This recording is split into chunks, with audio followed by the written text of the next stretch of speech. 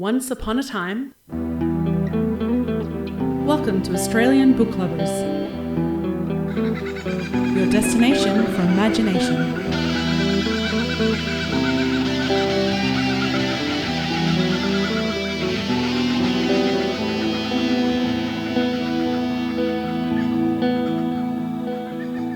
Australian Book Lovers acknowledges First Nations peoples and recognises their continuous connection to country, community and to culture.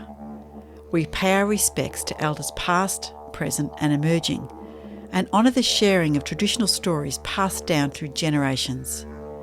We're committed to a safe and inclusive welcome for authors and readers of all cultures and backgrounds, including people of LGBTQIA+ communities and their families. A big warm welcome, and I'll put my notes up because of course I don't have it in front of me. A big warm welcome to everyone and a huge thank you for joining us for the Australian Book Lovers podcast. Our mission is to bring fabulous Australian and Indigenous literature and authors that span a whole range of genres to book lovers around the globe, as well as fantastic resources and information for passionate authors looking to write their next bestseller. I'm Laurie Bell, science fiction and fantasy author, flash fiction writer, reader, and your co-host today for the Australian Book Lovers podcast, coming to you from Wurundjeri Woiwurrung country. Excellent.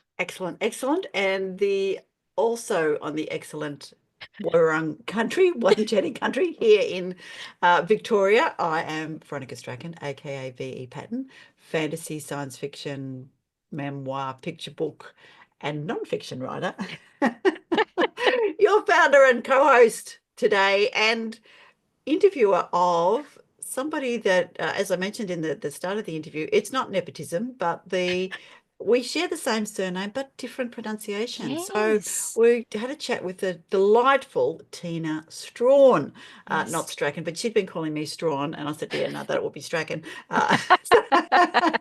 And we are episode 134. That's pretty remarkable. Good on us for amazing. doing all of that. And look, Good on you for doing all of them. I've well, only done 30 or so.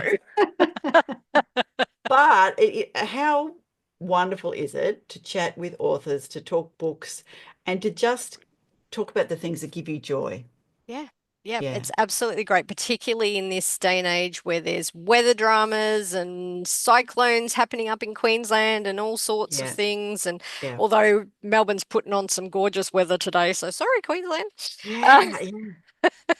We'll just say that, so we hope that all of our Queensland listeners are safe, and we know that they've had some warning, I guess, which is somewhat good thing, is that they've been able to do some preparation, and hopefully now that Alfred has made landfall, or is about to make landfall this morning, things won't be nearly as bad as we anticipate, which is a good thing.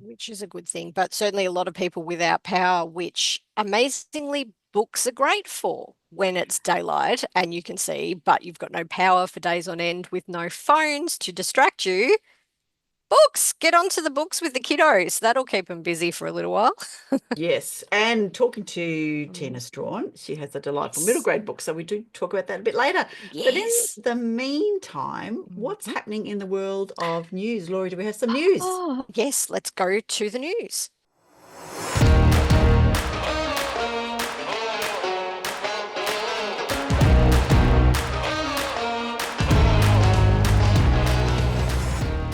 So, some news. I don't really have a huge amount today. I've been a bit distracted. Work's been very busy, but the Stella Prize long list was announced this week, or a few days ago. So there are some amazing books up on that list. You can see it online, but I'll just run through the titles.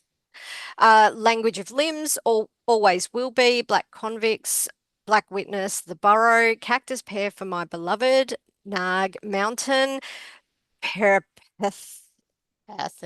No, Peripatetic. Thank you. I knew you'd know that one. Rapture, Theory and Practice, The Thinning, and Translations. So congratulations to all the long lists, and I guess we'll find out very soon who makes top billing on that one.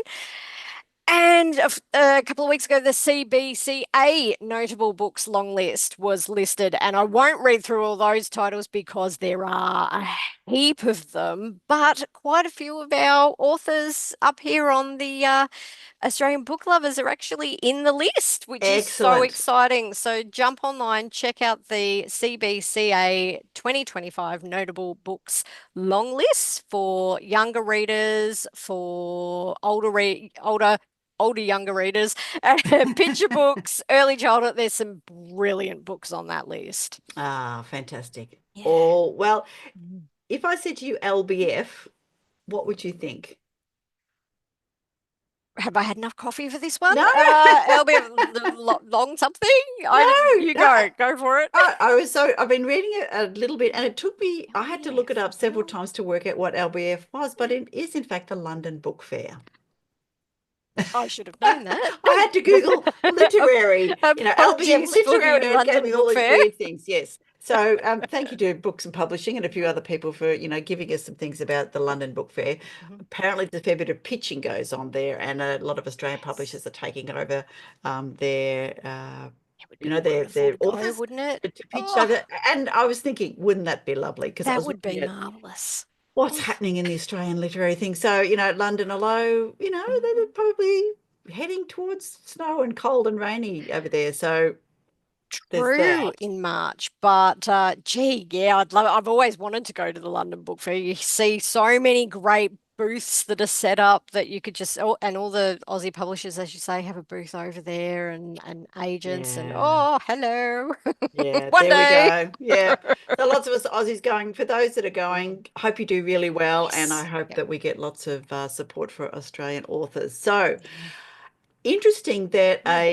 the market report that I know Think Australian Mm. brings out with books and publishing each year on the Christmas sales and trends, and it was really mixed Oh, this year. yeah. So just a couple of things. So go on to booksandpublishing.com.au Mhm. and you can have a little read of this. And this is, one to think about whether you wanted to be a member. There's some great stories that are behind kind of the paywall. Mm. But there were kind of low expectations because the Christmas 2023 was so successful. Mhm. They were thinking, oh, it won't happen this year. Mhm. But what was selling, it was, and it was a bit mixed. I'll just say that's overall it Mm. was a bit mixed. Um, one sales trend noted by the representative of a multinational said there was a big drop off from the number one selling book to the next level. The standout titles being Recipe Tin Eats Tonight, which is Nagi Mahashi's now perennial bestseller, Recipe Tin Eats Dinner. And I don't know if you've looked, I have tried a couple of her recipes, pretty good. Mhm.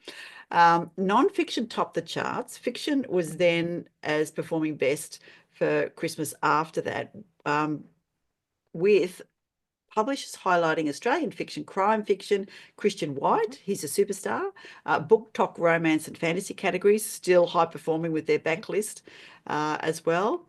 Simon and Schuster continued success with Colleen Hoover's backlist and a movie Mhm. tie-in following the movie It Ends With Us. So, and that's probably not one that I would necessarily do because I think it's a It's contemporary romance, is it? it's good to know about the backlist, actually. Yes. That's Yeah. something that is always interesting that no matter what you write or how many books you bring out, that backlist is very useful to have because if you get some fans that hook into a particular book, they might go back and buy everything that you've got. And Absolutely. Yeah. yeah, and it's interesting to hear that backlists are selling at the moment too. Mm, mm. I was actually reading on Books and Publishing that I think paperback sales had actually gone up in the US by Yeah. about 6%, something like that Yeah. over this Yeah. year. So that's actually really interesting that in some areas paperbacks are actually picking up. Rather than Um, digital. Yeah. yeah, so that's just interesting. That was, yeah, it was I good. wonder So what have that a little bit of a means. read. There's lots more bits Mm, and pieces along there with the other thing they talk about is trends for 2025. Some hmm predicted the importance of backlist, as you've said, and a hmm decline of non-fiction, Interesting. and the ongoing strength of romantasy because of TikTok. So despite threats to the TikTok platform categories are still running strong. And I wonder how much of that is potentially also with book bans and all sorts of things, that the only way to get your hands on these books is to buy them. Yes. And then potentially be sharing them. Yep. So Yep.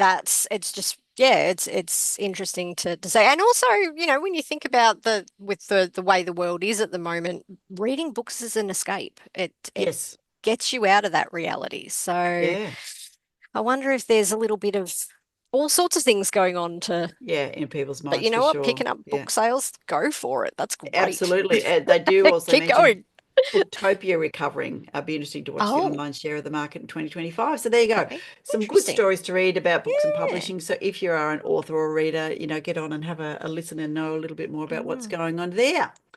And one thing that's not so good in those lines is the ASA has got a story on a particular publisher that has asked their entire backlist to opt in regard to generative AI training.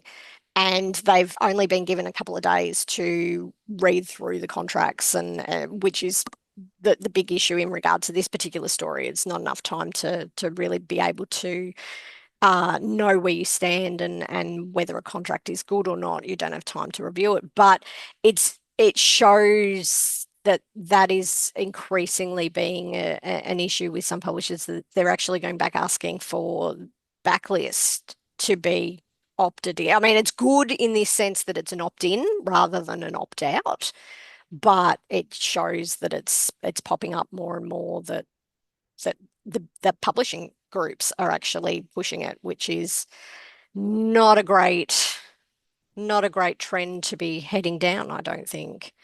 You wonder if they are getting funded by the big AI generative You've got to think there's a machine bit learning behind it. platforms to offer those. What's interesting is in this particular contract, which is another reason why it's a not good contract, is that they are saying for then future works that it's the same opt-in.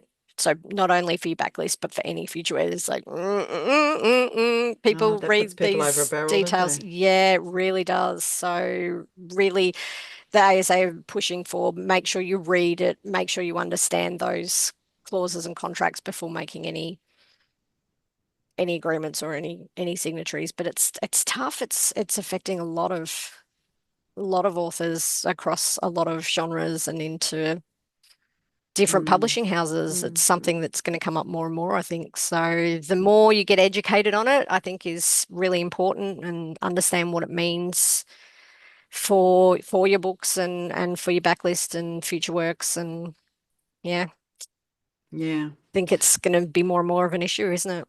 It is, and we have to watch it, because otherwise all the science fiction books that you and I read, AI will take over the world in a not good way. No. And given that we do read a lot of sci-fi, we know there's a lot of outcomes. Works. This is not all of the outcomes that authors come up with are outcomes we want. I think it's like it's a good warning, but let's not actually do it, people. No, let's not do it.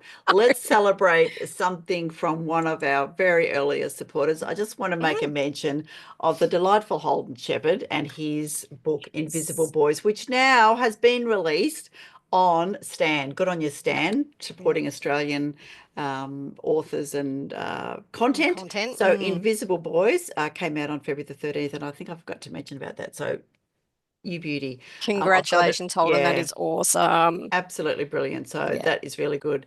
The old In a Small Town, which we all know is based on a town beginning with G over in Australia, but good on you. So that is fantastic, and congratulations on that one. Yeah.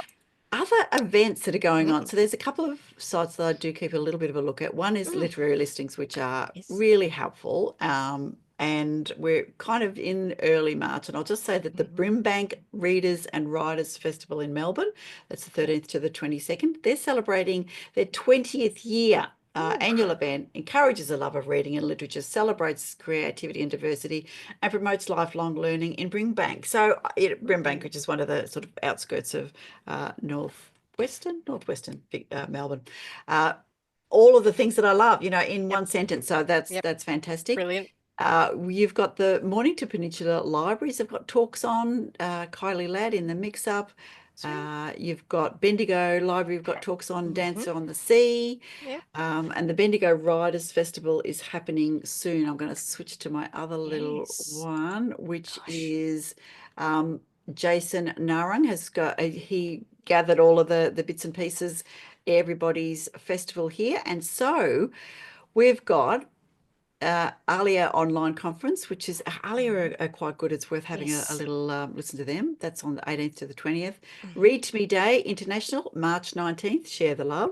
A romantic rendezvous in Brisbane. Hopefully that's still going to go ahead.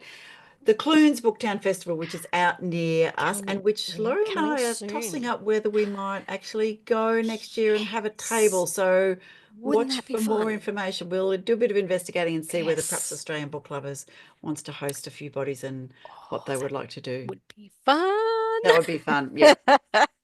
So the Manly Writers Festival is on March 28, 30, and Supernova on in Melbourne, 29, 30.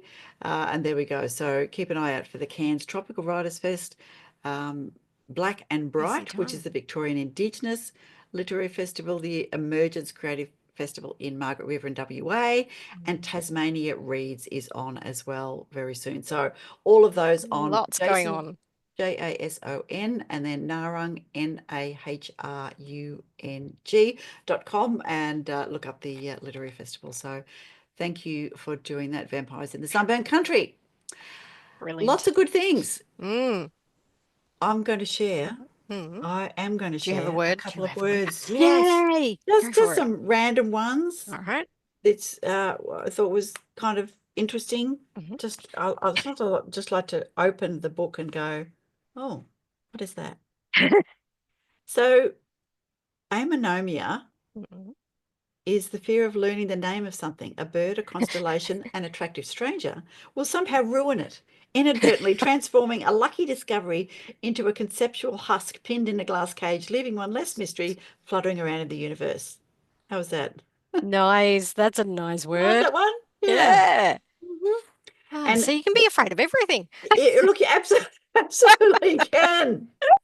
Or dystoria, the feeling of irrelevance from the broader forces of history, the sense that your life has no relationship to any great mission, no generational hardship, not even an enemy, feeling as harmless as a droplet skittering down a window that could have just as easily taken part in a tidal wave.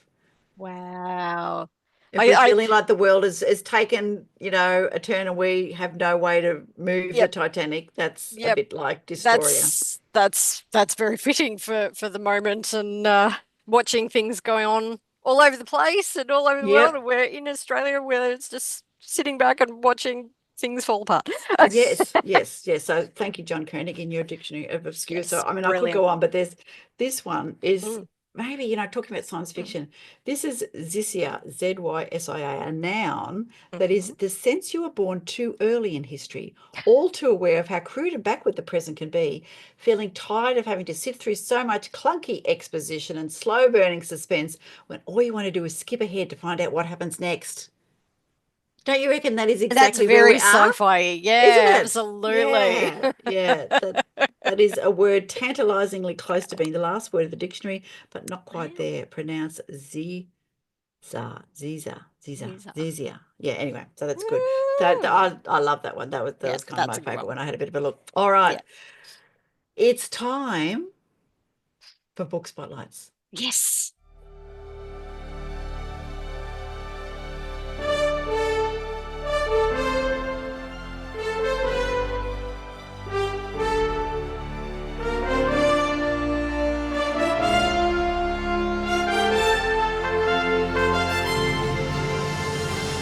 And these are some exciting ones today. Yes. Tell me how you put this list together. Well, I know, right? And usually I just do the list in order that people list them up. And, people will realize, of course, that we chatted to this first author some time ago, but we now have all of her books here. The lovely Amanda. But because we only have to read her bio once, I did add an extra. So I don't know if you've got the extra that I added a little bit. Anyway, would you like to read the bios or the Yes. blurbs? Well, I will jump in with the bio, I think, since I Go got for to it. actually chat to Amanda. So, Amanda Bridgeman, which was an exciting interview, and one of my faves, Perth-based author, or Geraldton, sorry. Let me just read the bio first, I Woohoo, guess. woohoo. Amanda is an award-winning versatile writer with an affinity for dark sci-fi thrillers. Her work has been translated into 4 languages. Born in the country town of Geraldton, Western Australia, she moved to capital city Perth, Western Australia, to study film and television creative writing at Murdoch University, earning her a BA in communication studies. Perth has been her home ever since, aside from a 19-month stint living in London, England, where she dabbled in film and TV extra work, which was fun to talk about. She has travelled the world extensively. For her original work, Amanda is a 2-time Tin Duck Award winner and an Aurealis Award and Ditmar Award finalist. Her works include the best-selling military space opera Aurora series, previously published by Momentum Books, Pan Macmillan, Australia, alien contact drama The Time of the Stripes, and new sci-fi novella trilogy The Spud Compton series. Her sci-fi thriller Salvation series, consisting of The Subjugate and The Sensation, is published by Angry Robot Books UK and is being developed for TV by Anonymous Content and Aquarius. I'm having a moment. Is it Aquarius? Would you say Aquarius? Aquarius? What would you say, Aquarius? Aquarius. Films. Yep. There are 2 more books planned in this series. The subject was also studied at 2 German universities, Dusseldorf and Cologne, as part of a program on Australian speculative fiction. I love that there's a program called Australian Speculative Fiction. Which is How brilliant. brilliant is this? In Yes. conjunction with the Centre for Australian Studies. Amanda has a sci-fi horror story, Rogue Train, in the Snafu Punked anthology, which is published by Coherent Press and was recently shortlisted for an Australasian Shadows Award for Best Edited Works. She has another sci-fi horror story, Resistance, in the Snafu SNAFU Comms anthology, which is free when you sign up to the Cohesion Press newsletter. Her sci-fi micro story, The Great Preservation, was distributed through Short Editions short story dispenser around the globe. Apologies for the cattail in the screen there. Media time fiction, I'm almost done. Amanda wrote the Scribe Award-winning procedural thriller akin to CSI and NCIS, Pandemic Patient Zero, giving me nightmares, which was the first novel set in the Pandemic board game universe and published by Aconite Books UK. She is written in the Marvel X-Men universe. Her story, Sound of Light, featuring the mutant Dazzler, has been embraced by fans around the globe. Her short story, Eye of the Storm, appears in the Marvel School of X anthology. Both are published by Aconite Books UK.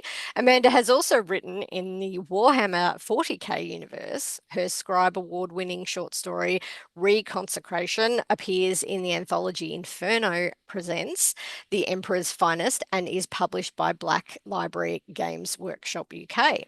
And screenwriting, just to get a last one in, Amanda has been developing a suite of screenplays, cannot wait to see them, both features and TV pilots across several genres, and has worked in the TV writers' rooms, which I would love to find out how that is because I've always been so curious. Mm. She has been selected for various screen programs, including Telly Navigator 2024, MIFF Postscript and Direct 2023, First Break WA 2022, and has been a finalist in pitch competitions, including the AACTA Actor Regional Landscapes Pitch 2020 and the Universal AU Screen West Fast Pitch 2019. When she's not working, and I don't think that's ever going to be the case, she enjoys watching films, TV, reading novels and comics, and shaking her booty to rock and roll.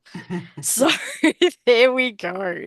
What a That bio. I know, fairly impressive, and she was an impressive interviewee, and Yes. what a great And an you know, author based in in Perth. Gero. So the old Gero has Yeah. produced her Oh, and Holden, and I'm sure many other writers. But yeah, it's good on you, Gero, over kicking there for goals over there in WA kicking with our goals. writers. Yeah. Yeah. All right. I'm going to share some of the books that Amanda has listed with us, which is Lovely. great. Yes, First of do all, it. the Subjugate, which I had to then read. So yes, I got the Subjugate for Christmas from the kids. Thank you, children, my offspring. So the Great book. Subjugate is a cyberpunk genetic reengineering science fiction. So of course, why would I not love it? Hmm. It's set in near future San Francisco, several years after a global event known as the Crash, where a terrorist attack left those using connected neural implants either dead or brain damaged. Since the crash, many people have pulled back from technology and moved away from the cities, setting up tech-free communities and returning to the way our ancestors lived. Some of these communities are religious, some are survivalists, some are neither. The crash has created a divide between the communities and tech-embracing city, and the homicide detectives of the SFPD's Hub 9 precinct are left to pick up the pieces. Two troubled homicide detectives race to find a serial killer in a town filled with surgically reformed murderers in this captivating near future SF thriller. In a small religious community rocked by a spree of shocking murders, detectives Selby Brent and Mitch Grenville find themselves surrounded by suspects. The children of Christ have a tight grip on their people, and the Psalm complex newly edit violent criminals, subjugates, into placid servants called serenes. In a town where purity and sin, temptation and repression live side by side, everyone has a motive. But as the bodies mount up, the frustrated detectives begin to crack under the pressure. Their demons are coming to light, and who knows where that blurred line between man and monster truly lies. Dun, dun, dun. It was a good book, people. You need to Mm, be reading that, and yeah. we'll be Yeah. looking out for the, the TV series. Okay, Yes. number two, Sound of Light, Marvel, School of X, superhero science fiction. In this electrifying trans-dimensional adventure, Sound of Light, Dazzler, Rock and Roll, and the children of Cyclops and Magneto launch into space and beyond. When Rockstar Dazzler walked out on S.H.I.E.L.D., she hoped she'd seen the last of this clandestine organisation. But when a rogue agent drops in after a sold-out gig, she must decide whether to work with them again or stick to her solo career. The agent links mutant growth hormone, a dangerous biochemical that wildly enhances mutant powers, with the disappearance of Magneto and Cyclops. Reluctantly, Dazzler takes the case and unfolds a mystery greater than she anticipated. In need of a new team, she recruits the extraordinary mutants Emma Frost, Sage, Polaris, and Rachel Grey on a mission to foil a plot to remove mutant kind forever. Haven't read that one yet. That one's great. Love it. Thought you might have, Like, hang on. Tick, tick, tick. Patient Zero, a pandemic novel science fiction thriller. Based on the smash hit board game, Patient Zero is the debut of an incredible new novel series that shows just what humanity can achieve when experts work together to ensure a global pandemic is never allowed to break out again. Oh, wouldn't we wish this is the Yeah, truth? right. Bodhi Patel is the brand new lead epidemiologist for the world's top epidemic specialists, Global Health Agency. But there's no time to settle in. His new boss, Helen Taylor, deploys GHA to contain a mysterious new killer virus spreading into Brazil. On the ground, they learn that the virus is loose in a region controlled by a heavily armed drug warlord, and the race against time to discover a cure just got a whole lot tougher. Meanwhile, Bodhi finds himself with a newly reshuffled team, still smiling from the changes, including his ex, the last person he expected to be working with. That one hits a little close to home at the moment, I would think. Right, So, yes. wow. Mm. Anyway, it Number shows that people 4. don't change. No, this is true. All right, we've got Aurora Darwin. I did read this one again. Also got this one over Christmas. Thank you. A distress signal. This is military science fiction. A distress signal on the edge of the inhabited space.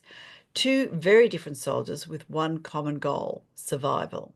When a distress signal is received from a black ops space station on the edge of inhabited space, Captain Saul Harris of the UNF Aurora is called in from leave to respond, but the mission is not what it seems. Information is thin on the ground, and 3 new recruits have been added to the Aurora crew. For Corporal Carrie Wells, one of the Aurora's new recruits, her first mission in space seems like a dream come true. Determined to achieve the success of her father before her, and suddenly thrust into a terrifying mission, she must work with her new captain and the strained Aurora crew to make it home alive. When the Aurora arrives at the station, Harris and Wells soon find themselves caught up in a desperate fight for survival. Station Darwin is not what they expected. The lights are off, but somebody is home. It's the first book in an emotionally charged space opera Aurora series that has readers across the globe hooked. Count me into that one. Yeah. Yeah. That one's got some very spooky, creepy moments. So yeah. Yeah, it has, but yeah, that could so easily be a fabulous series. All right. Yeah. Something completely different. We have Yes. Nate's Noisy Nose by Yay. Frances Mackay, which is a children's interactive book. So this is a heartwarming and funny picture book about an ordinary kid with a musical nose. Nate's noisy nose makes him the center of attention wherever he goes, at home, at school, and out and about, but not always in a good way. Amid the chaos, Nate's longing for peace grows stronger. If only he could find silence and slip under the radar like a regular kid. Nate's loyal furry friend Rascal is by his side, ready to help him snuffle out solutions. Will Rascal's devotion be the key to Nate's noisy problem, or will a team of brilliant doctors and scientists come to the rescue? This noisy, interactive book is more than just a funny tale of a musical nose. It's a celebration of friendship, loyalty, creativity, and finding solutions when life gets a little too loud. Fantastic. I Isn't was it one of those just? kids. I blow my nose really loudly. I Oh. make jokes about tuning it. But anyway, Frances Mackay is a teacher, educational writer, and children's book author. She was a primary elementary school teacher for 20 years, working in Australia and in the UK.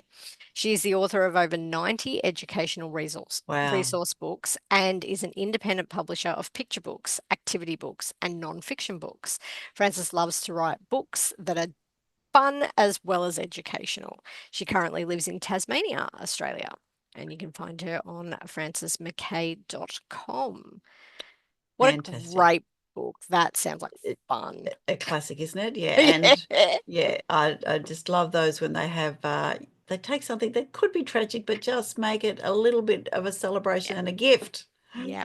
Fantastic. All right, because we have so many Right. books to go through, I thought I'd Yes. squeeze in one more, All and right. we I have don't have Panic. details, so you Oh, can read this one for me. sorry, I added this at the very last minute. Think, you know what? I've just got to get some more out there. So, Panic by Catherine Jinks, and we gave this one away in the newsletter before last. Oh, And I yes. read this, I listened to the audiobook, and it was great. And it was just, yeah, it was a little bit Mhm. spooky, this one. So, Mm. Catherine writes mystery thriller Suspense, Mhm. and the blurb is Bronte needs a place to lie low. She posted a drunken rant that went horrifically viral. Now, jobless, friendless, and broke, she's forced to volunteer as a carer on an isolated rural property. She won't be paid for looking after dementia sufferer Nell, but at least she'll have a place to stay. Bronte's host is Nell's daughter Vida, who runs spiritual rebirthing retreats. She also claims the rights of a sovereign citizen and rejects the authority of the state. Refusing even to register her car, she has acquired a small but devoted following. Are they harmless cranks with their conspiracy theories and outrage at government overreach, or dangerously paranoid domestic terrorists? And what is the dark secret that Nell, in her confusion, keeps harking back to? Bronte, increasingly uneasy, would be getting far away from the whole place if she had anywhere else to go. And yeah, Mm. it's great. So Catherine's bio, and sorry, Laurie, for not putting this one on the right page. Catherine Oh, good. Jinks's books for adults, young adults, and children have been published in a dozen countries and have won numerous awards, including a Victorian Premier's Award and the CBC a Book of the Year award 4 times. She lives in the Blue Mountains Hey. in the beautiful New South Wales. We So have a lot of writers up in the Blue that's Mountains, another don't good little we? spot, There's another indeed. one. Yes, and the long list came out, you said, just Yes, recently. yeah, So recently, yeah, yeah, just 2 weeks ago.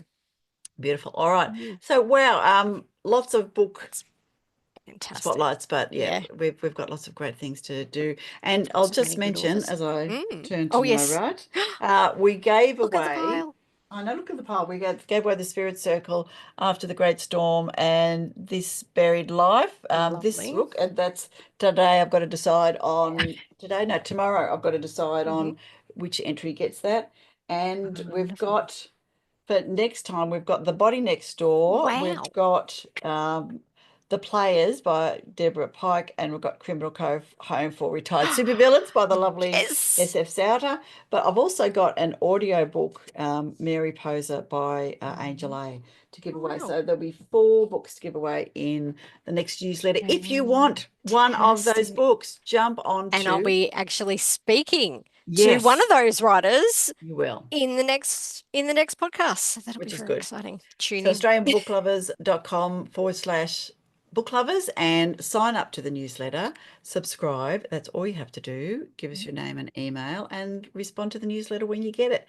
And I'm trying to be once a month. I'm a bit inconsistent, but I do my best Busy, busy, busy, to busy. get But, there. and of course, if you're an author, pop onto the Australian Book Lovers as well. Submit your books. We'd love to get them on so we can spotlight them and chat to authors and have all sorts of fun times Indeed. with And all if our you Aussie are writers. one of our authors already, don't forget to Yes. put your subsequent books up. Yep. Some people New are really books. good at it. Some people need a little reminder. Some people, such as the lovely Sandy Barker, who, as soon as she gets back to Australia, she's going to organise the giveaway with us. So she's Wonderful. just going from strength to strength. Lots of books there, and we know that the delightful Hayley is Yes. sorry, Yes. Haley Walsh. Hayley Walsh has Hmm. got a new book out very soon. So we're keeping an eye on that. Maria P. Frino has got, is going gangbusters with Yep. her book about fame. Lots and Kate lots of our Foster's got a whole bunch Kate, of yes, fabulous middle grade books that just keep popping up left, right, popping and up. center, which is Yes, fantastic. And I they are so must. much fun. They're gorgeous Yes, books. yes, we've got some of Kate's. I must get on to Kate and say, hey, send us your Yes. others, Yep. and yeah, lots and lots of good things happening for all of our authors, and we Yes. share them for free, Yes. and we pop them on social media, and we share them with our hundreds of newsletter subscribers. So Yeah. It's get on. marvelous. Yep. Mm, Woohoo. okay, We need to get on to the fabulous interview that you did with the wonderful Tina. let's go.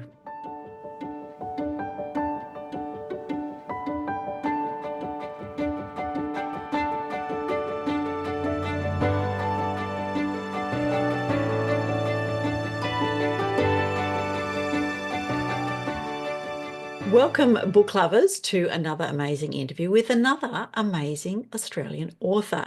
Tonight, there's no nepotism involved, but I'm welcoming Tina Strachan. Now, I didn't even check, Tina, whether you say Strachan or Strawn. We say Strawn. What do you say? We say Strachan. Do Maybe, you? yeah, it could be that your family are from the lowlands and we're from well, my husband's family, our partners' families are from the various other places because, yes, Strachan is the way to Oh, pronounce it. because I always get Strachan, and Ah, I answer to it. That's yep, fine. But I didn't realize that other people did say Strachan, so I've always called you yes. Strawn. It's true. Oh, there you go. And now you say, oh no, I was interviewed by some completely different random woman and her name was Dragon. Oh, that's so strange, but exact same spelling. But yeah, you're right, just Yes. from a different part of Yes, Scotland. of Yeah. Scotland, yeah, from all accounts. I need to share with you that I am on Wurundjeri Woiwurrung country down in Victoria. So whose traditional country are you on this evening? I am on the beautiful Bundjalung country up here on the Gold Coast in Queensland. Which is a pretty beautiful part of the world as well. I'll give you that one. Yes, it is beautiful. Maybe not in a couple of days' time when the cyclone comes through, but once we recover, we will be back to being beautiful again. Yes. Yes. Well, we say that our weather down in Victoria is pretty tumultuous, but I think you've got the top of the list today. All right. So all of that aside, we are going to chat to you about your writing, about your recent launch of Nika and the Missing Key, which sounds like an absolute hit for middle graders, and also a little bit about your writing process because all of our listeners love to either read or write or do both. Sounds fair? That sounds good. Yep. Happy to Okay. chat. Ask away. Okay. All right, let me first of all introduce people to Tina, and I'm going to read just a little bit of her blurb, and you can find more about Tina on Tina Strachan /Strawn.com, and she has a lovely long extended bio there, but I'm going to read the short bio tonight. So Tina is an Australian children's author whose debut middle grade book, Nika and the Missing Key, is published by HarperCollins. Nika and the Missing Key which is the first book in the Wild Zoo series, was released on 29th of January. Was that still spot on for dates? It was, yes. Excellent. I love it when a plan comes together. Now, we're not indulging in her writing. Tina is working as a conservation officer, focusing her efforts on protecting native wildlife through research, monitoring, community education, and mitigation of threats. She lives, as she mentioned, on the Gold Coast and with a husband, 2 boys, and their cavoodle, who we're saying both their dogs may in fact be chatting in the background, but hopefully with our fabulous audio systems, you can't hear them. So there you go. Now, let me just start by, have you always lived in Brisbane, up on Bundjalung country? Yes. So, sort of moved around a little bit. Brisbane, worked up on the sunny coast for a little while. And yeah, but I've been down on the Gold Coast for probably about 15 years now. Okay. Yeah. A good part of the world. It is. I never thought I'd live on the Gold Coast. Yeah. I just, I think I knew what most people know of the Gold Coast, or people who haven't been here before, sort of that, the glitter strip and the real touristy sections. Yeah. And then I discovered the Southern Gold Coast and how beautiful that is. And yeah, I'm very grateful to be living here. From the sounds of it, your work, your conservation work, also gives you access and insight to some completely different parts of what, the stereotypical Gold Coast is. So tell us a little bit about that, if you could. Yeah, so I've been working in wildlife-based fields for about 20 years. It is really something that I always did want to do. Like, I have photos of me as a very small child with, we had pets as a kid, and so my parents would have like books on pet medicine and stuff like that. So there's photos of me just holding the medicine books because I just loved everything about them. Not that I understood any of the big words back then, but so I studied environmental science and animal studies at uni, and got a job as a zookeeper because that was just, it was closely aligned, working with wildlife species for conservation. Not knowing exactly where I wanted to go, but just that I loved animals, and I, loved the idea of conservation. I was passionate about that, the environment, and so it's all worked in. All the jobs that I've had have all sort of worked in really well and complemented each other to the point where now I'm, like you said, it's a conservation officer, and mostly what I've been doing, it's kind of changed a little bit over the last 10 years, but been spending a lot of time out in the field. So out in the Gold Coast, out in the bush, often mostly looking for koalas and or koala poo sometimes, so which is sometimes more easier to find than koalas. So you're very right when you say there's probably some places that I've been here that not many people get to go to, and there really has been days where we have walked for hours in the middle of the bush. So some of our beautiful conservation areas that people can walk through and admire it, but when you're looking for koalas, you go off track. And yeah, not many people are walking in some of those places, that's for sure. But that's pretty special to just stop for a moment and go, yeah, I just don't know if many people cross this way. It's a very special place. So yeah, it can be hard sometimes, but that part of it's very special. 2 things brings to mind. One is that how excited are kids when you tell them that you're a zookeeper, for starting it, that isn't that every child's dream as soon as they say, oh yeah, I want to be a zookeeper or a vet. That often is the way. My eldest wanted to be a dolphin trainer. So that was, kind of along that line. Are your kids excited that you are a zookeeper or that you're in conservation? Is that kind of what you tell them? Yeah, I think they just don't know any different, so it's not that exciting for them anymore. Okay, that's just mum. It's just mum. They're excited about the authoring thing, which is a new thing that I've, I guess, fantastic. for them. But Yeah, but people are really excited when, and just, I don't know, there's something about being a zookeeper, isn't it? Or working with animals. And it's not just kids, it's adults. Every day at work, you would have someone say to you, how did you get this job? How do you do this job? It is very Yeah. special. And I was very fortunate to do that for 10 years as well. So, yeah. And dolphin trainer is a popular job. Not Is that I it? ever Yeah. got to do it though. Very good. All right. Can you briefly share what your thoughts are on where we are in terms of our conservation and, make it as close to koalas as you would like? But how are we traveling? Are we plateauing? Are we still going downhill? Are we heading in the right direction? Yeah, I guess I can't talk for the whole. I can only talk for, what I see For on what you ground. know. Yeah. Yeah, and I know what we're doing is a lot, and we have some of the smartest and most intelligent and most dedicated people working on it. I know that, and with really big hearts and a lot of passion. So doing everything in their power. I think outside of that, it's not good. I think more can absolutely be done. I think it's just a constant juggle, though, with, at the moment there's a housing crisis and people can't afford housing and there isn't enough housing. And when you realize that you have to knock down native habitat to sometimes make way for some of these housing to house people, I don't know the answer to that. That's a really tough call, but it's not helping the No. situation at all. And it just, there's been a few changes in the last few years with a bit more support for conservation. There's definitely been some good news stories, I think. But I think generally overall, with climate change happening, it's a struggle and it's just a changing climate and a little bit unpredictable, but definitely not enough is being done. Yeah. Thank you. It is a complex, convoluted, layered way we've got to this point, and it's only needs, almost exactly that to get out, doesn't it? Yeah. Yeah. I don't know what the answer is. It's a lot. Yeah. I can just keep working in my space, I think, and doing what I can do. And I think that is a really good place to begin. Yeah.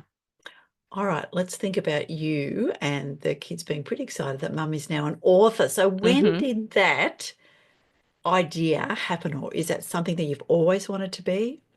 Is writing? Yeah, I think being a published author and wanting to write for me is two different things. I have written and I always love to read as well. And I have written from a very young age. I was 8 or 9 when my mum has this letter from my primary school teachers with some that I'd written saying, can we go and see if we can get this published? So Wow, I just used to write. fantastic. In class. I mean, I don't know what the quality of it was really, but, for an 8-year-old, it must have been, all right. But it's just something that I always loved to do. I would spend a lot of time at our computer writing when, my sister and her friends are out swimming in the pool. It was just something that I really liked to do, reading or writing. And I did it. I did a lot. It fell away a little bit, kind of through teenage years and university years, because you're just doing so much kind of, I studied science. So I studied something completely different to, creativity. And I got back into it when I had kids, when you're maternity leave. I hear this story quite a lot actually. Yeah, although you're busy, you still it's a different kind of busy. And I always, even when I'm not writing, would have stories in my head. They're constantly playing out and just writing themselves, though I wasn't putting them down on paper. It was just when I was home on maternity leave, I just thought, no, I'm just going to start putting some time aside every day to start getting this out on paper. Fantastic. So, but not to be published. That was never the deal. It was just to write. I didn't actually realize that was ever a thing. So. So what was the catalyst then to get Nika published? Yeah, so Nika came, I think, after or more recently. So I was writing other manuscripts. I've got a couple sitting there that I'd love to get back to and polish up and try and get out there. But I had one that I just felt like I just polished and polished and polished and just thought, what do I do with that now? I have no idea. And so I started just looking around a little bit. I'd never done it before. I wasn't part of a critique group or a writers group or anything like that because I didn't see myself as a writer. I just wrote as like a hobby. Like I just did it, you know. I kind of equate it to people who paint or who draw sometimes. They just do it for themselves, not as part of a group or anything. So I just used to do that because I loved it. And one day I saw the CYA competition. Do you know the CYA Yes, conference yeah. and their competition? And I thought I'd enter the competition because you got feedback from the judges. And I just thought that was like a really great way of just getting some cheap feedback on my work because it didn't cost all that much. And yes, that was my plan. So I'd actually forgotten about it and just thought eventually I'll get the judges' feedback when it's all finished.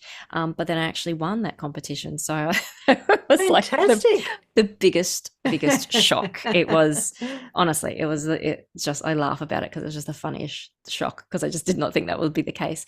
And so that prize for that competition was 15 minutes with Lisa Berryman from HarperCollins. And we spent longer than 15 minutes chatting. And, you know, that manuscript is, you know, sort of off sitting away now. But that's when we started talking about, you know, possibly writing for middle grade and the fact that I was I'd been a zookeeper, and she was just like, you know, you've got to write a middle grade about zookeeping. So I did. Yeah. And there it is. Beautiful. Mhm. All right, let's tell the listeners about Nika. So the Wilder Zoo, Wilder Zoo? Wilder Zoo. Wilder Zoo. This is the series. So, and Nika and the Missing Key is the first. When you live in a zoo, things can get wild. 11-year-old Nika Wilder has always loved animals. She wants to be a vet one day, like her mum, who is the head vet at Wilder Zoo, where Nika and her family live. Nika is a great help to the zoo staff in caring for the animals, and she also takes videos of exciting events at the zoo. When the videos are nominated for a big award, Nika wants to make one more video to help win it. But when Rebel, the cheeky red panda, won't cooperate, her zoo key goes missing and she's grounded for a month, it's a race against the clock to create the new video in time for the awards. Da-da! There we go. Drama. So drama, adventure, you know, Yep. Mhm. thrilling ride, all those kind of things. Fantastic. So, all right, you chat with Harper Collins and they say, you've got to do a book about zookeeping. So how long does it take you between that conversation to get, and then starting to write Nika and the Missing Key? Yeah, I think I started writing it pretty much straight away. Okay. I was just, So, and, you know, we talk about, you know, always, you know, chat about plotting and pantsing and that sort of thing. But that, yes. you know, that just flowed. There was absolutely no plotting. And because I was just actually sending samples initially, just Mhm. so I wrote the first third. So my plan was to write the first act, you know, so it comes to that sort Yep. of natural kind of conclusion. And I think that was about 10,000 words. And so that just flowed really easily. I had so much fun with it, and that flowed pretty quickly. I thought to myself, because I still didn't think that anything would come of it. I thought she's just being nice. Lisa's just being nice, and she's just saying, so send me some stuff, you know. So, but I thought, no, do it, and put the time and the effort in. And I think I gave myself like 8 weeks or something. And I thought that's probably long enough. You don't want to go any further than that. But Lisa actually got back to me before that and said, I'm really looking forward to those chapters. And I was just like, oh, quick, hurry up and finish writing it. And I just said, look, I'm just actually playing around with it, like trying to get it perfect. And she's like, don't do that. Just send it, because it'll, you know, you can tinker with it forever. So then it took a little while after that, you know, because of the process. You know, Lisa enjoyed it. She wanted to take it to acquisitions, and that whole process takes a little while. And while I was waiting, I thought, you know, I'll just finish it. I'll just keep writing it, because if they don't want it, I'm enjoying writing it, and I might see if someone else wants it. But they did want it, and that was good because I had pretty much finished it. So Yep. yeah, and that was amazing. And yes, I'm very grateful and proud to be with HarperCollins. So yeah, it was Fantastic. like a fairy tale story, really. Yeah, absolutely. It's you'd like Cinderella, you found the glass slipper and away Yeah. you went. So did you have your children as beta readers? Did you tell the story to them, or are they of an age where they could read it? Yeah, my eldest is, but I didn't really. No, I don't think I didn't tell anyone really anything about it apart from my husband. And I made him proofread it, and that was the first time anyone else had ever read my work apart from that competition that I entered. And yeah, so no, they didn't. But my eldest son does read some other stuff that I have written. That's probably a bit more. Yeah, I know that he's a bit more kind of excited about, I guess. Yeah, so he definitely does read it, but yes, I didn't ask for their, for their feedback. Because sometimes middle grade readers can be very sharp in their criticism if you don't get it right. But Yeah, obviously you've got it right because you've got some fabulous reviews of the book, and some great feedback from lots of excellent yeah, people. yeah, yeah. You never know. Hey, it's so nerve-wracking that to find out what other people think. The first review I ever read, I still couldn't believe that people were reading it. So people are reading it. Yeah, Especially as you'd never sent it out for review before. That must have been a no. really odd feeling. Yes, it was Yeah. really odd. Yeah. But my eldest, when he does read my stuff, it's so cute. Like, I'll give him the pages, and he's come up with his own sort of editing system, and he has like 3 or 4 different colored highlighters, and Right. then he'll do like a little legend, and he'll be like, pink is I really like this part. Green is I didn't quite understand that word. Yellow is like, what does that mean, or something like that. And then he goes Yeah. through and he highlights it in these colors, and I'm like, this is fantastic. This is brilliant. You pay Yeah. people thousands of dollars for that. I That's know. great. Yes, he's very handy. Oh, you might need to get into editing. That's a good career for him to Yeah. have. With Yes. a mother who's an author. Yeah. Fantastic. All right. Now, as a young child, what were your favorite books? Yeah, it's really funny because I don't read these books now, or anything like these books, and it was quite varied, and I still read quite varied books now, but the ones that I really mostly remember are like thrillers and horror. Like, do you remember Christopher Pike? Do you remember Christopher I Pike? know I'm a bit old for Christopher Pike, but I know one of the 6 a.m. Oz writers loves Christopher Pike, so I know Yeah. of them. Oh, so is he still around? I don't don't know, but she's know. just Yeah. reread through his The old catalogue. school stuff. Yes, yeah. Geez, I've thought about doing that actually, because I'm like, Yeah. why did I read so much of it? And R.L. Stein, like the original Yeah. R.L. Stein One of my before kids love it. Goosebumps. That's the Goosebumps, yeah. It is Yeah. Goosebumps, but before that, I think he just wrote other like scary books. Right. So Okay. my dad was a Stephen King fan, so he read a lot of Stephen King. So I think maybe it just came from that. I don't know, but Yeah. I loved, and that's what I kind of used to write as well when I was really young. Like, Yep. the classic. I don't know. There always used to be like cheerleaders being murdered and stuff like that. Wasn't there in those books? Yeah. So yeah, but then it was very nicely balanced with some Babysitters Club and Sweet Valley High. And all those a good smorgasbord of lovely literary entertainment. Yes, Yeah. that's right. You have to balance out all that horror with a bit of lighthearted You do. high You school do. fun.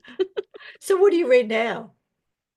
I have everything at the moment. I'm literally looking at my to be read pile at the moment, which is absolutely growing. I'm in the middle of a few books. Right, the one that I read last night, because it depends on your mood. I don't know It if you do does. this. Yeah, absolutely. Yep. So last night I progressed. Is it The Lost Flowers of Alice Hart? Yes. Is that one? So that's yes. been which I know is on Netflix now, but I don't want to watch it until I've Don't read watch it. it yet. No. And then I've got Thunderhead by Sophie Beer. Yep. So that's a great one as well. And I've got a few more, but I just picked one up, and it's called Into the Wild. And I'm going to get the author because I feel terrible for mentioning it. Go for it. Okay, it's called Into the Wild by Hayley Lawrence. And I actually haven't opened that one yet, but I'm so excited by it. I just saw the front of it and I was like, that feels like me. And my son, who's 11, we're going to read it together. Brilliant. So that's the top 3 on the list anyway. I won't go through the rest of them. But there's everything there. No, it is nice to know there are other people who read more than one at a time, because you're right, you have to be in the mood. I read some nonfiction for work and some things that I really love, but my favorites are sci-fi and fantasy, but I'll often, get sent a contemporary one. When I listen, I like to listen to thrillers because they're easier to listen to for audio. Sometimes fantasy, you have to concentrate on the names and the places and who's doing what to whom, whereas I quite like thrillers if I'm driving along country roads. Yeah, I get that, because I don't read a lot of audiobooks or listen to a lot of audiobooks, but I did get one, a fantasy one, just because everyone talks about this this particular author and this particular series, and I thought I'm gonna have to see what the fuss is all about. But I couldn't stick with it, and I No. think maybe you're right, because it's fantasy, it's too much. I'm like, there's too many different names and different places with big, long, Yeah. tricky names. More about you. Tell us then about what advice would you give yourself now that you know how easy it is to get a book published? What advice would you tell your younger self? Oh, I don't know. It's one of those things where I feel like everything that I did just led to that, and you couldn't do it any other way. Do you know Yeah. what I mean? Does Yeah. that sound really woo-woo? Like, No. because if I didn't be a zookeeper and I didn't do all these things and I didn't write when I was younger and then have kids and all that sort of thing, I wouldn't have got to the point that I did. It just feels like that's the path that it had to take. And but what I probably would do is just tell myself to just acknowledge that you're a writer and that you write. I didn't tell anyone until I had actually signed a deal, because I just didn't feel like I could say I was a writer. And it wasn't until, the possibility of that was on the table that I started joining writers groups and going to places in person, and was just so amazed and by everyone who they just write, and they're like, I'm a writer, and I'm like, I'm a writer too, but why couldn't I say that all those years ago? And I love how they've built this community on just writing because they love it. I think that's really great, because it's so valuable to have that community, like hugely valuable having a writing community and writing friends, and you're improving on your craft as well by going and listening. Every time I go to one of those meetings, local one like the Gold Coast Writers Association or Write Links up in Brisbane, I just am always just either meeting someone new and learning something new about someone, or just learning something new about writing, or the community. And yeah, it's invaluable. So that's what I would say to my younger self. Just embrace it. Excellent advice. Yeah. Tell me, you've been writing for a long time. What does writing do for you? How does it make you feel? Or, what do you get from writing? Yeah. I really get how do you explain it? I think it's like joy. Yeah. Just joy. That's good. Joy. I get, and that feeling of getting super excited about putting the words on the page. And, that doesn't always happen. Like, you do have days where it's like hard to get the words down. But then I have other days where, all the ideas are flowing and it's super exciting. And then something just happens and the whole world just opens up to you. And you're like, oh my God, that's right. That's amazing. I didn't think of that before, and now I know the way, or like the pathway forward, or the way to change things, or how to make it even better. And that's just super exciting. Like when you can't get your fingers to write fast enough to get the ideas out of your head, it's it really is joy. And it's almost at a point now, because I routinely write, so I write every day, unless there's something happens I can't get up and write, and I write every day, and I find I can't sleep in anymore, because I write in the morning, and I just sort of wake up and think to myself, you could be writing right now. Don't lie in bed, go and write. And I'm like, okay, and get up and write. So in the morning is, in fact, you shared with me how early in the morning. So tell people how early is that? I get up at 4:30 in the morning to write, which I know sounds pretty crazy, doesn't it? But it doesn't feel crazy anymore to me. I have kids and they get up pretty early, and I have minimal time. And by the time they get to bed, and sometimes when they're younger, sometimes they don't go straight to bed, and you got to, help them get to sleep. And then by that point, I'm too tired to write. So I thought they normally would sleep, till at least 5:30 in the morning. Sometimes they get up pretty early. And I'm here in Queensland. The sun is often up at 4:30 in the morning anyway, sometimes earlier. And but I thought that's like an hour that I could fit in at least. And so it just had to become that hour.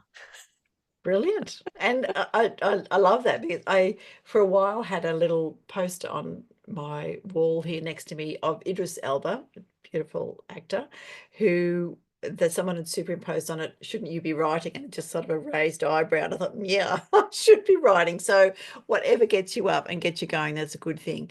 And the 6 a.m. Oz writers who started out on a platform that shall remain nameless, and most of us moved on, but they still meet now on Threads, and it's just checking in and getting up with the dawn and having that pre-brain engagement time that allows the flow is such an important thing. Yeah. Yeah, no, that's right. That's it, and that doesn't work for everyone though, does it? Some No. people Oh, can write till yes. midnight, and I just can't do that. I'm an early morning, so sometimes I wish I could write all night. Yeah. Because then I feel like I've got more time. I can keep going, and maybe if I go to bed really late, that's okay. I'll be a bit tired the next day, but I just can't do it. My creativity is gone by that point. So yeah, so the morning it is. Morning And it doesn't is. sound like a lot, it's an hour, but that's how I wrote. If I didn't do that, I wouldn't have these books now, and Yeah. I wouldn't be writing. So Yeah. So tell us about the rest of the series, because I see on your website there are 2 more at least coming. Can you give us a little hint without giving away spoilers or anything you're not allowed to? yeah, definitely. So the second one is actually called Nika and the Storm, and that's a bit of a hint I was about just what going it's to about. say. Yeah, so there's a big storm that descends on Wilder Zoo, much like what's happening right here now on the Gold Coast. And I Yes. did actually, I think I wanted to include the storm because wild weather, it's just what happens, especially up here in southeast Queensland, like our huge afternoon storms. And there's something about a storm coming that, we know when a storm's coming, we can feel it.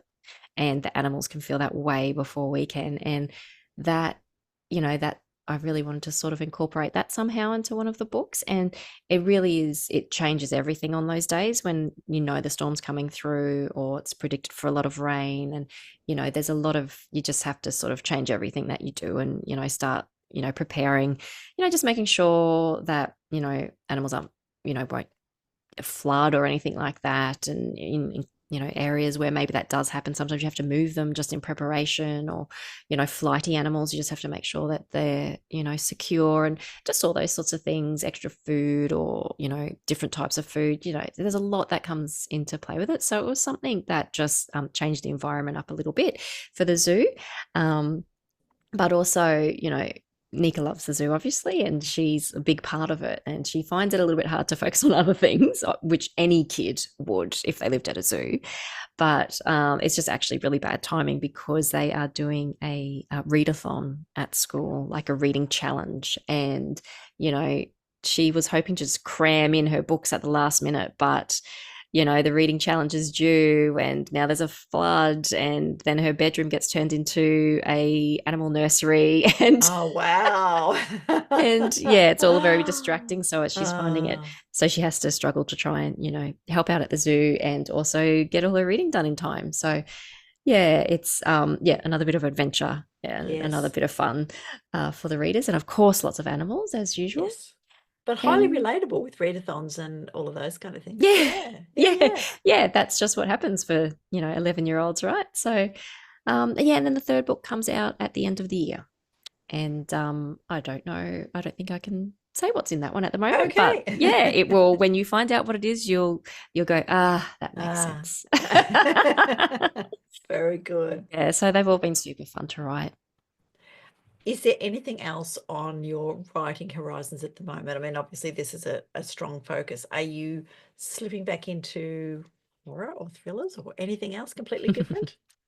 Yeah, like I said, I'm an everyday writer. So if I don't have a deadline for the Wilder Zoo series, I'm working on something else.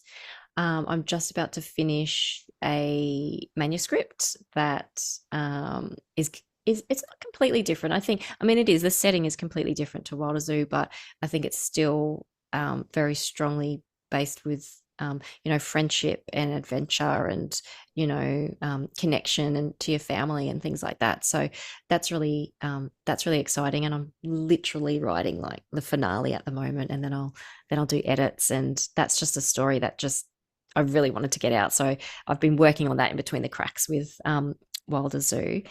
And so then I honestly just don't have enough time to write every idea that I have. And so once that's done, it's a matter of deciding what I start to work on next. So yes, there's a few things, but I actually just found out today that Nika and the Missing Key has been longlisted in the Queensland Writers Centre Adaptable program. So that's really Fantastic. exciting. That is Yeah. exciting. Yeah. Yeah, so fingers crossed we get shortlisted and we, go on to do the rest of the program. But Yeah. there's so many opportunities and so much to do with Nika and the Missing Key. It's so, or the whole Wilder Zoo series. It's such a fun concept, and I love just talking to the kids about it, and lots of teacher librarians I'm meeting at the moment, and there's lots of fun school visits that I'm planning on doing, and yeah, I'm just planning on having fun with that for this year. Excellent. You're Yeah. not going to take a red panda with you to school, are you? You haven't got one. You No, I don't have one, stick on your back unfortunately. pocket.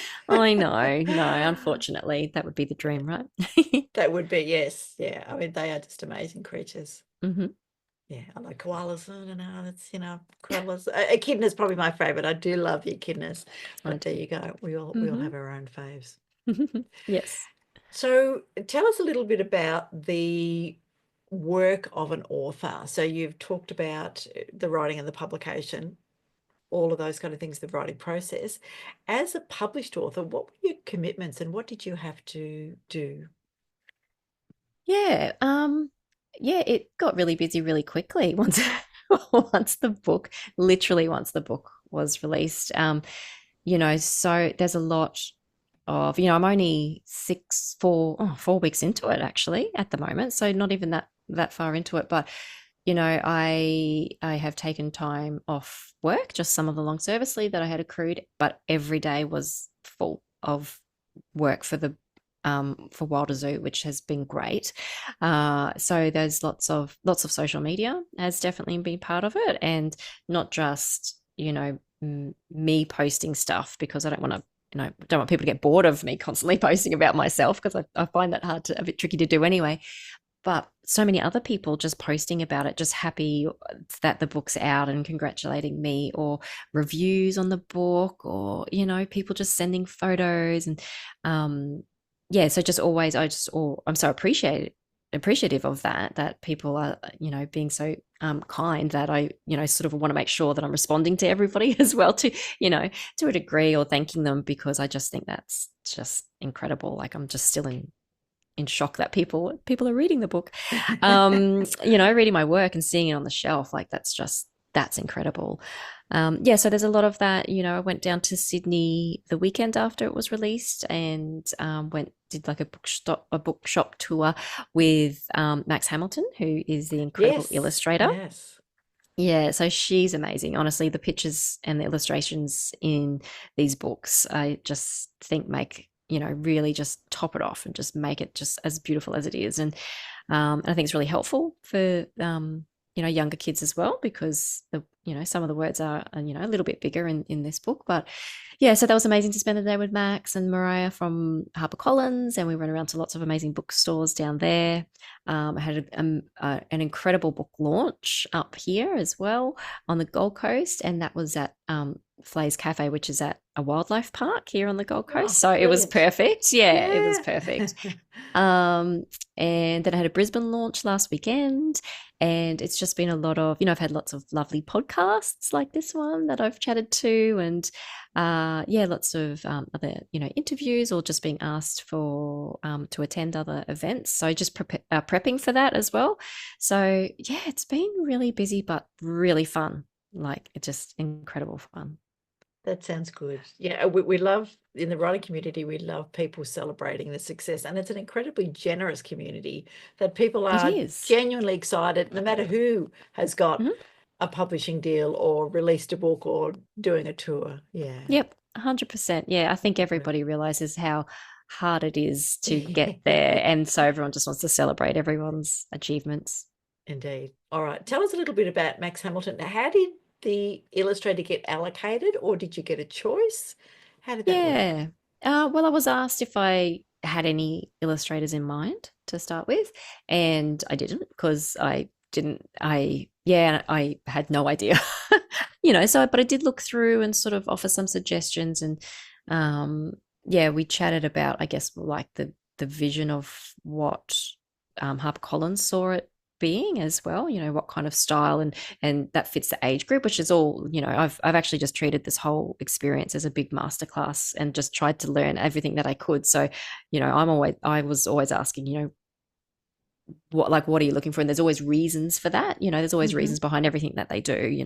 The front cover of books, every book is like heavily scrutinized for particular reasons. So yeah, we went back and forth for a little bit with a couple of suggestions and ideas. And, some people were, I think there was one that we were looking at that just, wasn't available. Lots of people are really busy. And, but then we found Max, and, with all her, her back catalogue of all her beautiful work that she's done with the Tassie Devil book and the Waterhole book and the Lyrebird book, it's just perfect. She draws animals so well, and, her style, and yeah, it truly just makes the book. So so they HarperCollins suggested her, and I saw her work and just like, yeah, that's incredible. So yeah, and she managed to be able to fit us in because I know it's been a lot of work for her. Yeah, because she's so busy. She's always got something on the go. Yeah, fantastic. So a really happy synergistic partnership, hopefully for another couple of books. So that's a good thing. Yes, absolutely. And she's a beautiful person as well. So fantastic. Tell me then, what would you tell our aspiring authors? Why should they, what should they do? What's your best advice for aspiring authors? Yeah, I think if aspiring authors are aiming for publication, if that's their goal, I think the number one thing they have to do is just get out there, get in front of as many people as you can. You can't have a manuscript published if it's, sitting at home or it's on your computer and no one's seeing it. And maybe, you need to try and get it as ready as possible before you start sending it. And so, that's also critique groups, getting out there and sending them around and getting some advice. I mean, you can pay for, advice if you wanted to, but definitely using critique groups and polishing it to the best of your ability, but then not too much, because that can go forever. It will never be perfect. And start sending it out. That's the big thing. And I know it's daunting with, when publishers are only open one day a year or twice a year, and you know that you're submitting it with thousands of others, but going to things, and joining all those groups like the ASA, and going to things if you write for kids, the CYA conference, and you can enter those competitions, and it doesn't cost much, and you can get that judge's feedback, and that's all that you need to start with. Like, if you're not sure, that's all that you need you'll know from that whether you're on the right track or not. And if you are on the right track, then you just got to keep pushing and, doing things like agent and editor or publisher assessments. You can do them through the CYA conference or ASA or, BSAP. There's so many of them now. Kidlit Vic, there's lots of opportunities. Even those pitch, I haven't done one of these before and they terrify me, but those speed dating. Oh, yes. The speed dating. Yes, the ASA do them. Yeah. Yes, but I know people who have signed from that, multiple people, and it's nerve-wracking, but no one's going to be rude or horrible. All they're going to do is help.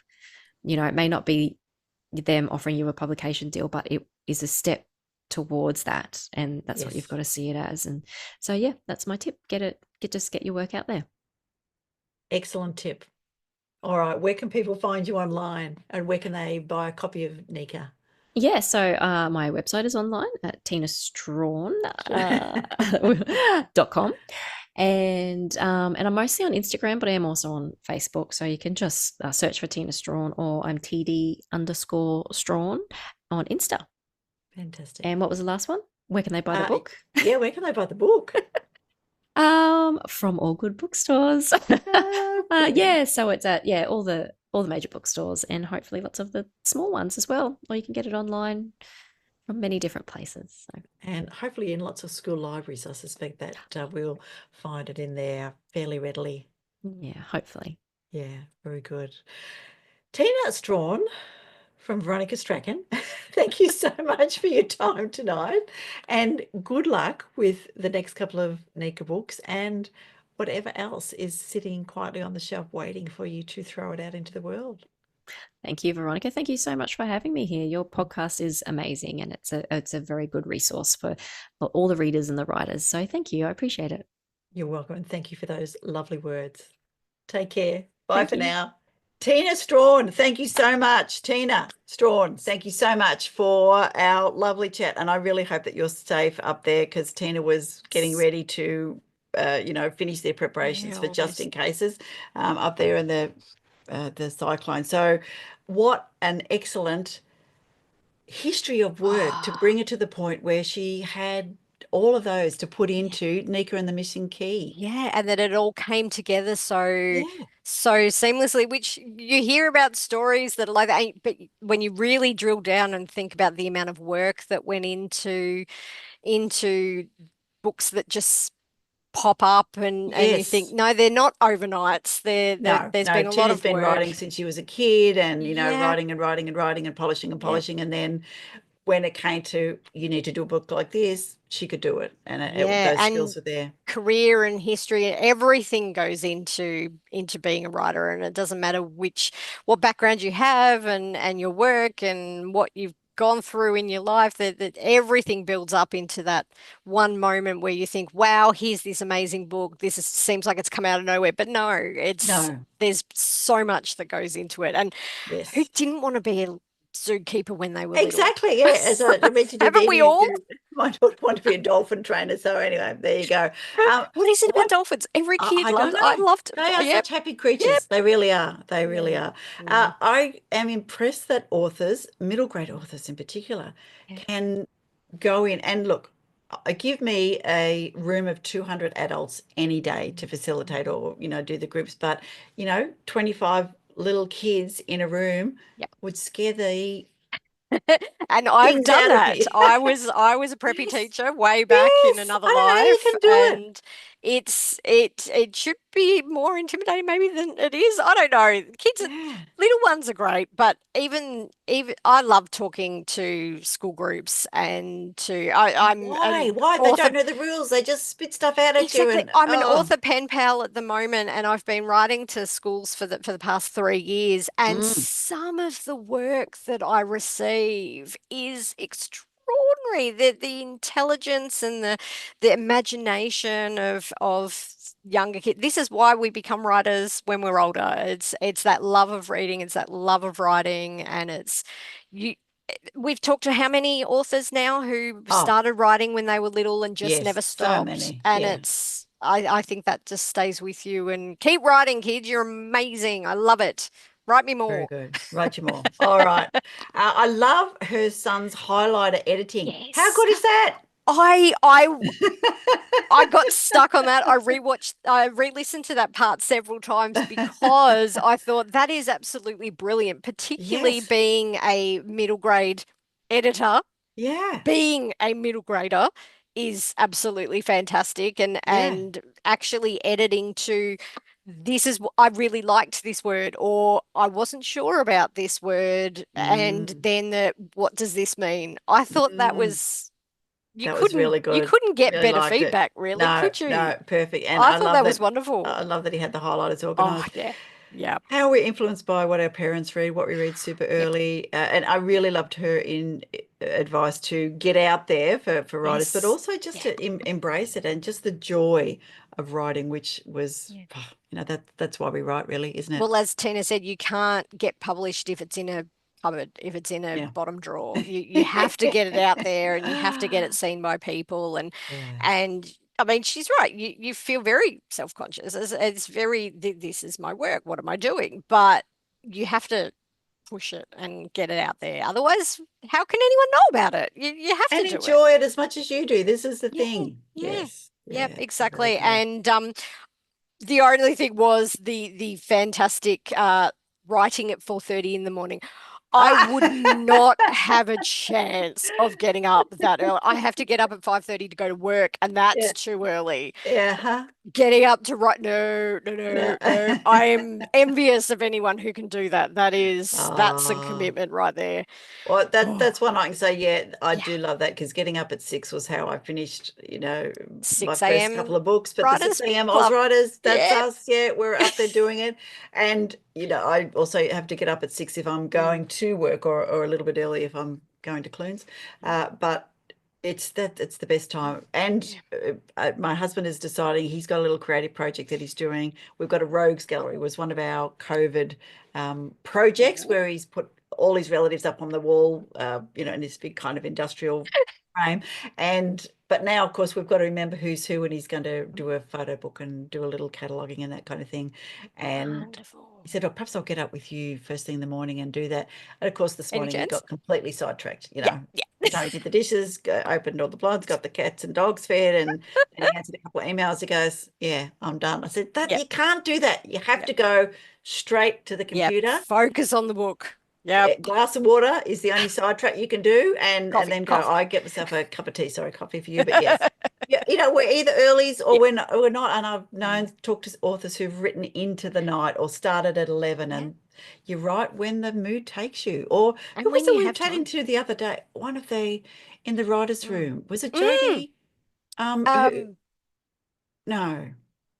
Bronwyn Fraser, Bromwell, who yeah, yeah, got the download every Sunday. And it was like, mm, that's when she got the download and that's when she wrote. And I think that's yeah, just brilliant. When the yeah, mood takes you, don't ignore it, people. yeah. And it's funny you would say that with the photo book. My mum did exactly the same thing. She's been putting together all the photos from the family history. And another friend of mine, she's her mum's writing a family book. And yeah, just get in there and do it. Give it a go Yeah, give and it a put them all shot. together. And his family histories are a great way to start. You know all the juicy stories. That's it. And tell the stories because a lot of our Yes. older people, when my mum died, we lost so many stories. And Mm. even my nan, she was still alive after mum died. She said, your mother was the storyteller. She only had to hear stuff once and she Oh, remembered and she would wow. ask everybody else, Oh, that's the sort of oral historian. And gold. yeah, and my older sister was the same. She was the one. And I'd say to her, Mary, you've got to write the stories down. And she'd go, oh, no. But a kindergarten teacher, yeah, so Yeah. great at telling stories, but Yeah. yeah, not so good at writing them down. But anyway, that's all right. All good. We need a couple of Yes, quotes to we finish off do. the episode. What have you got for Yes. us, Laurie? Well, I sort of went with this one because it struck a chord with me given Tina's chat and how things fell into place, but that there was a lot of work going on behind the scenes. So this is actually Bryan Cranston. So luck is a component that a lot of people in the arts sometimes fail to recognize. That you can have talent, perseverance, patience, but without luck, you will not have a successful career. So sometimes you do need all those boxes to be ticked at once, I think, and Yeah. for that one person to read Yes. at that moment in time when they're ready and they've got time for it, and then things can just escalate and explode. And sometimes, yeah, being that right time, right place, it's luck. Getting all It's the luck little for a ducks reason. lined up, Yeah. having uh, lots of seeds out there in the world, and sometimes one will just hit the right soil at the right time. And if you don't have it out there and if you don't have your bits and pieces that you've been Yes. working on, you won't Yeah, be ready when that luck happens. that's it. So all Yeah, that I love work that. Great goes into quote. like, yeah, I thought that was a really good one. So Yeah, what have you nice. got Oh, for me? I've got one from Maya Angelou because I was thinking about the joy and the passion and the things that Tina has been working on her, things forever. Mhm. So Maya says you can only become truly accomplished at something you love. Don't make money your goal. Instead, pursue the things you love doing and then do them so well that people can't take their eyes off you. Love it. And that's that I Yeah, thought, love yeah, it. that's Tina, absolutely good. And Yep. she mentioned it, your book's coming up long listed for adaptable. And I thought, yeah, see, it's good. Have you got cats Yeah. trying to get to I've you? just got to, she's decided to try and join me. No, she's settling down. That's good. Okay, good. There you go. So yeah, the delightful Amaya Angelou, a woman of many wise words to finish off there. Really well. Big episode, Lovely. Laurie. Big And, episode. unbeknownst to our listeners, we also talked for probably 45 minutes before we began. We little while. So there you go. Now, if you would like to support us, please, we would love a little donation to keep us going and help pay for our beautiful Buzzsprout platform and for postage of all our delightful books. Amazing books. So jump on to the podcast page and you can click on the little heart there, and $3 or as little as $3 a month, or just a once off if you feel like we've entertained you today. That would be most appreciated. But please, authors, get your books on there. Readers, read more Aussie books, and let's do the byline, Laurie. Are we ready? Yes. We are ready. So remember, we need to remember to read more Aussie books. Thanks, everyone. Bye for now. Bye. Bye. Let's meet again when magic happens.